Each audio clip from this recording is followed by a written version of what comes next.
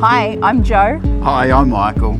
Welcome back to the Real Suburb Specialists. Today, the key word is buzz, and that means Surry Hills.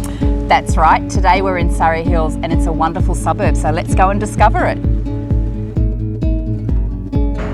Surrey Hills and Redfern are two of Sydney's oldest suburbs. They're often misconstrued as being either the inner west, the eastern suburbs, or the city fringe. There's lots of history in these suburbs and there are some beautiful historical buildings as well. The most common property types in these suburbs is units and apartments. The median sale prices for 2-bedroom units in Surrey Hills is around $1.2 million. Median sale prices for houses in these suburbs is around $1.3 million, and once again on the move. Jo, some of the most interesting warehouse conversions in the inner west, they're in Surrey Hills. Dynamic buildings, heritage facades. Some great examples of that is the Griffiths Tea Building, Ballarat House and the Edwards & Co building.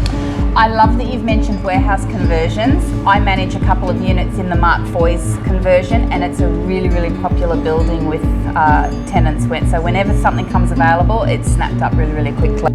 It's an exciting place, and there's also prominent terraces in the area.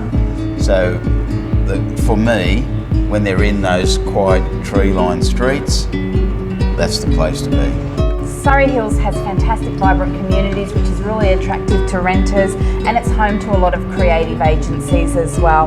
There are plenty of art galleries and performance venues and furniture stores and design stores, and it's an area that's really becoming a lot more gentrified. It's certainly completely different to what it was 10 years ago. Yeah, it really has come a long way from the old rag trade buildings, hasn't it? Absolutely. So the negative from my side is the fact that predominantly around the age factor of these properties. Right? Yeah, because it's expensive holding an old property. And some issues around that, because there's such a high density living. There's dampness issues. Yes. There's mould issues. Yep. And maintaining that property is the critical requirement. It also attracts it because of the nightlife.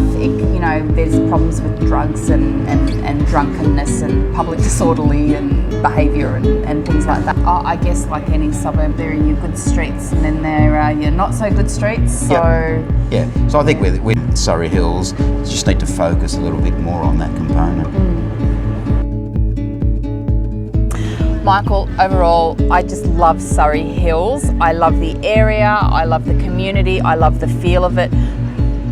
Tenants love it as well, but from an investor's point of view, it has a really high entry point and the yields just quite aren't there for those yield shoppers. So for that reason alone, it's a 3.5 for me. Okay. Well, I'm pretty much, look, I agree with a lot of what you're saying, but to get into Surrey Hills from an owner-occupier, you normally will have to pay a slight premium. So you're paying a little bit more, but when you look at the buzz around the suburb, the amenities, and if you can get in those nice quiet streets, we've got a lot of character. I think that's a great buying situation, and for me, I rate Surrey Hills as a 4.